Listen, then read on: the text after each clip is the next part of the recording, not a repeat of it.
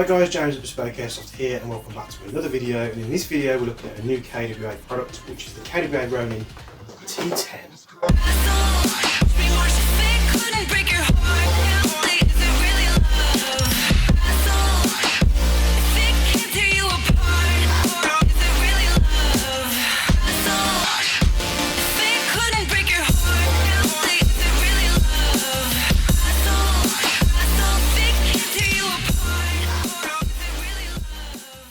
Yes, for once, this is a rifle that I haven't pulled out of the warehouse. This actually belongs to a customer and a friend of mine.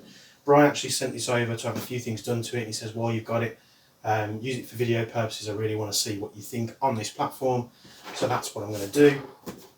So we'll open the box up here, and you'll have it in the usual packaging that KWA like to do. What I'll quickly do is take this out because it's going to be a bit awkward on camera. Also in the box, you get the usual M-lock rail sections, their warranty bits and pieces in there as well. You don't get the spring guide adjustment tool with this one because this is the 3.0 gearbox, which has the recoil system built in, which is why you'll see you've got an M4 style stock on here with a much beefier EPS style stock from PTS, which means you can house a really nice large battery in there. They come with 120 round polymer mid-cap magazines, just the one in the box. They come with a sticker on the top there just to tell you to put the following before you put it into the gun. So make sure if you put in the magazine into the gun empty, you just push that follower down first before you insert it into the rifle. So much like the other guns in the Ronin series, you'll see a lovely new style M-lock handguard here, which is the 10-inch or 11-inch handguard. I'm not really too sure. They always surprise you because they'll put like a number on here where it's the KWA T10, which you would think would be a 10-inch barrel, but then they've got stamped on there TML 11, so I'm not sure whether that's actually 11 inches long. I'll have to measure it. So it's a full metal replica with ambidextrous fire controls on there, ambidextrous sling point. The right hand side houses the magazine release, as much like on a conventional M4 style platform, and the bolt release valve on the left hand side. It's got the bolt hold open on the left hand side, so you can adjust the rotary style hop unit in there. But as I said, upper and lower receiver metal, full M-lock front end, PTS accessories throughout, which includes the really nice iron sights, which I like. The EP, I can't quite remember the name of this grip, but the PTS style grip, which is very nice and comfy, and of course the EPS stock, which means you can house a really nice big battery in there. You've got plenty of rail space there. You come with two M-lock sections in the box that you can pop onto it to house much more accessories. Tack lights, lasers, anything like that. 4 grips if you haven't got the ones that go straight onto M-lock. You can use it to attach a conventional rail style 4-grip on there as well. 20 mil rail all the way on the top here, and I really do like what KWA do with their M-lock rails. They're much better than the older key mod, which you'll see on the TK45 to my right here, which is your left. You've got the old style key mod sections here, and then if you look to my left, which is your right, on the QRF, you'll see the short handguard, which is the M-lock, and the M-lock is a much better design in my opinion. The only bad thing with M-lock at the moment is most places seem to be out of stock with M-lock accessories. It's probably due to COVID, but both the real gun shops as well as airsoft shops, M-lock accessories just seem to be all bought out of stock, so we're waiting for more to come in with a supplier.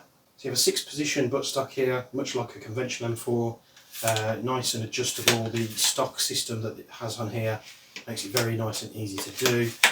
And you're going to have absolutely no worries there whatsoever. You've got a nice slim style pistol grip here with the PTS pistol grip. Very nice indeed. I much prefer this pistol grip to the ones you find again on conventional M4s with a little trick, the finger guard. It's much more comfier, especially for myself. Shouldering with this stock on is very comfortable too. You have to excuse me if I'm sweating a bit in this video because it is really hot outside, and not having the fan on while I'm filming means this place just turns into an oven. Their new style flash hider on here, much like on the QRF series, very nice indeed. I really do like this flash hider style they've put on there. It means you haven't got to go find something nice and funky to put on the front. It's already packing a nice aesthetic there on the front end of the rifle. Just a quick bit of info of these that came into the UK. These were supposed to be UK spec when they first landed with us. Obviously we did sell a few. Brian's was including that as well because Brian picked one up literally straight away as soon as we stopped them. And they did come in with a little bit of an issue where the power output of these are the US spec. So basically before that KWA have shipped them to the UK to the distributor, they haven't done the needful in the stock and changed the spring. No need to worry though, the distributor is already on the case, and while Brian's is here with me having some upgrade bits put in inside, we're going to sort the FPS issue out for him as well, which you'll see in the chrono video in a little bit later on. So what we'll do, we'll get the camera zoomed in, we're going to take a quick close look at this thing so I can show you some of the features close hand, and then we're going to chrono and do the accuracy test at 15 meters, and then after that I'll be on camera again to show you my final thoughts. So I can just about fit it on the wall here. If you do hear the fan in the background, I do apologise because it is sweltering hot in here. But this is the KWA T10. Just going to get you a close-up of some of the markings on there. As you've got the M-lock marking on the rail. This TML11, I'm going to have to measure this and see if it is an 11 or a 10 inch because they call it the T10. You've got RM4 Ronin, Cal 6mm, serial number, and then there's a US stamp there as well as the KWA logo. For the selector markings, which are the same on both sides, you've got safe, semi and auto. So going back to front, you've got this lovely PTS style PTS EPS stock, which I think stands for enhanced polymer stock. You've got loads of battery space in here. You can actually fit a really chunky 11.1 lipo, which I recommend using on this thing because it does respond well to lipos. I do run some of the upgraded TK45s and 7.4s, but we'll get more into that in the following videos. You've got polymer EPS stock, obviously got a metal recoil system in the stock here, metal upper and lower receivers with a dual ambidextrous charging handle, not that it matters too much on this one. You've got the PTS grip here, which is again is a great addition. I really do love this grip, it's very comfy. The 120 round mid-cap magazine there, let's just take this out. And you'll see just little bit of residue on the magazine because they do come with a sticker in the box that informs you about the followers. Now any any KWA AEG product that does have this, if you are putting the magazine into the gun empty, just make sure that that's pushed in before you do because you can damage the follower. They obviously do these in a couple of different designs as well, and also a magazine where you can switch it between 30 and 120 rounds. You've got the rear iron sight there, which you can switch the aperture up. Just get a close up of that on the opposite side.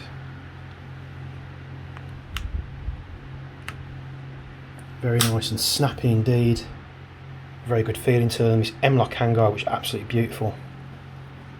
Their new style flash hider, muzzle brake, whatever you want to call it. Your adjustable front sight, which is very easily adjustable. You get good response off that too. Folds nicely out the way, and they're very low profile. There's no wobbling about. Some of, if not the best airsoft iron sights that are supplied with any gun out the box. If there's anyone out there that wants to challenge that, please get in touch because I will happily take a look. You have a nice little 20mm rail section on the bottom here. I mean, predominantly you wouldn't want to put a grip so close to the muzzle. You probably have it somewhere on the rail here, so they do give you M-lock sections to put on there as well. Let's flip this rifle round and we'll take a look at the other side. See the stock there on the other side, no markings, just on the opposite side. You've got manufactured in Taiwan there. This is another reason why I like to put Cerakote on my KWAs, just because I can get rid of all these airsoft markings that just don't look good at all. I wish these were stickers that you could perhaps peel off or something else, because that just doesn't look great at all. I've locked the bolt to the rear, this is the fake bolt to the rear, just so you can see the hop there, and the hop you obviously push the wheel upwards to add and downwards to decrease. And once the hop rubbers are changed out, or if you're upgrading bits and pieces in here, the response on the hop unit is very good indeed. So, beautiful looking rifle there from KWA. Let's just pop that down there. So we're going to get to chronoing this thing. For the chrono test, I'm using Aries branded 0.2 gram BBs and 11.1 lipo. You'll obviously see the FPS output is a lot higher on this model, but just be aware going forward they will be changed. And after that we're going to do accuracy test at 15 meters, which is using Aries branded 0.3 gram BBs with the same 11.1 lipo.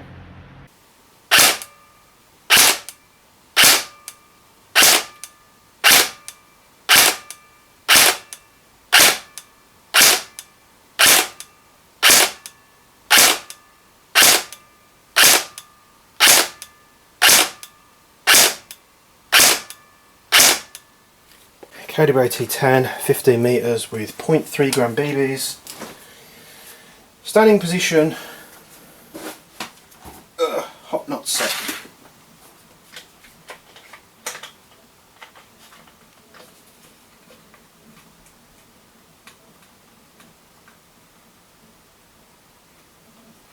Okay, here we go.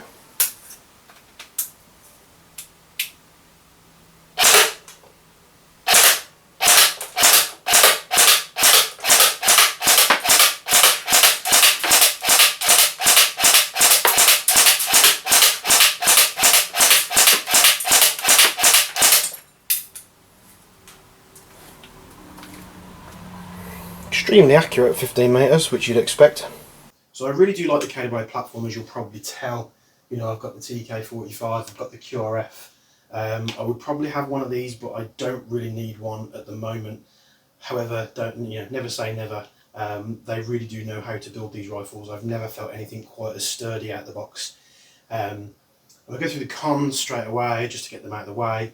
The cons are, they've come into the UK with a US spec spring in there, but the distributor is sorting it out, so that's very good of them to sort it, get the FPS down on these rifles, make sure they're UK legal, and then get them back to you guys. If you've had one in the post from us and it is higher spec than usual, just get in contact with us and we'll get it sorted out for you. The only other con I can think of is, which I've mentioned before with these KWA rifles, is the faux bolt release, or the faux bolt system here that you've got covering the hop unit. As you press it, it is the most anticlimactic sound ever.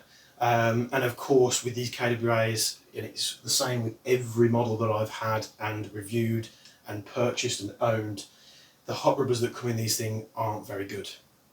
There'll be many out there that have said, oh, I've had my KWA and it's shooting laser beams out the box on the standard hot rubber.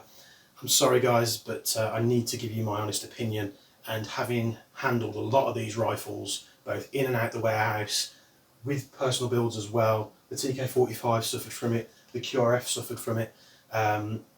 Brian, who purchased this rifle, had a TK45 from us as well. He suffered from that as well, so we put some upgrades in for him.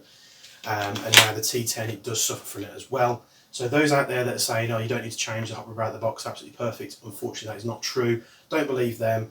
It is very much skirmishable out the box, don't get me wrong. The hop up is okay to get you started, but you're going to want to get it switched out for an upgraded unit as fast as possible. That is just one of the things that comes with KWA rifles, unfortunately. I have voiced my opinion. I hope KWA listen. I know KWA have paid close attention to what we've been doing with what I've been doing with the QRF. So if there's anyone at KWA Airsoft that is watching this, we really do love your products. We've been stocking them in mass. I'm a massive advocate of the brand as well, because I really do believe in them. Just please sort the hot rubbers out, because they are a bit of an issue. If the hot rubbers were sorted out the box, this platform would be perfect out the box. I can't really find any other faults with them whatsoever. The pros with this thing now are absolutely brilliant. You're getting ambidextrous fire controls across the brand, TK45, the T10, the Ronin T6, the QRF Mod 1 and Mod 2, and they're coming out with the Kaiju, I think it is, very soon. So I like the fact they've done that, and the click on the selectors is very good. I love the fact that they're giving you PTS accessories straight out of the box. PTS grip, you'd have to buy extra. PTS stock, normally you'd have to buy that extra, but they're including them straight away.